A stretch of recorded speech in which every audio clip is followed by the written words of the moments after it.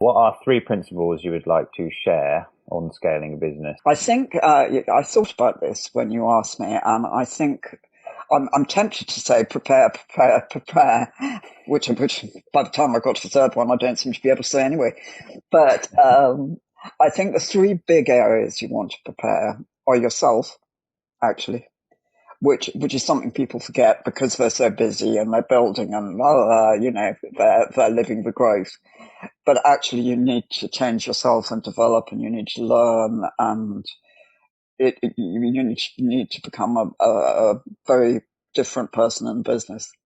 So I Mm. think prepare yourself is one. Prepare your team, because you may start off with a lovely team who you're very close to and you're all having a lot of fun, and they may not want to grow, which can create an enormous problem because it may not be their vision.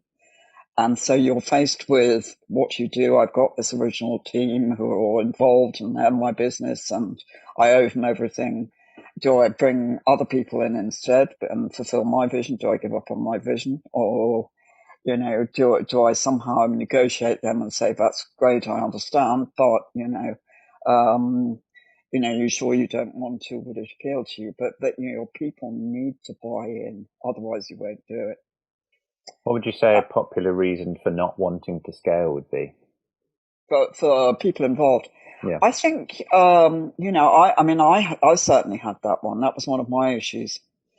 And we started very small. Well, we started from nothing. So very small.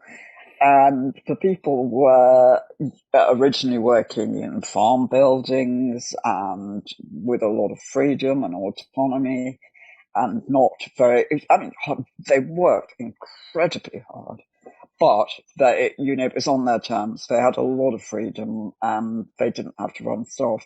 As the thing grew, we had to move to a factory setting, and they would wander around going, "I miss being in the barn," and "I miss the fields," and so it was, you're talking very extreme difference.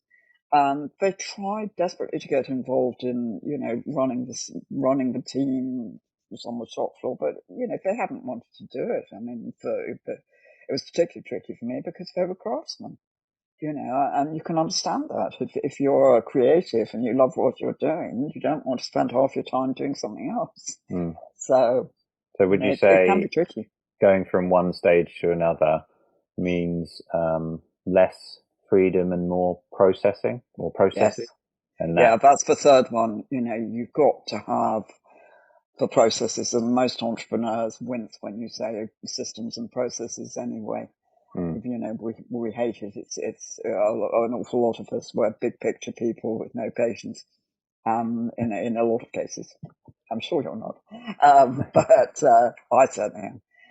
And so it's tricky. We're always meaning to spend time putting in the structures and processes, but again, you're going from you being able to do everything if there's a crisis to the fact that you simply can't step in if there's a crisis. mm, In a bigger business, because there's too much for you to do, and there are too many people with crises to step in, and you've probably already been accustomed to working ridiculously long hours, and finally you've run out of them.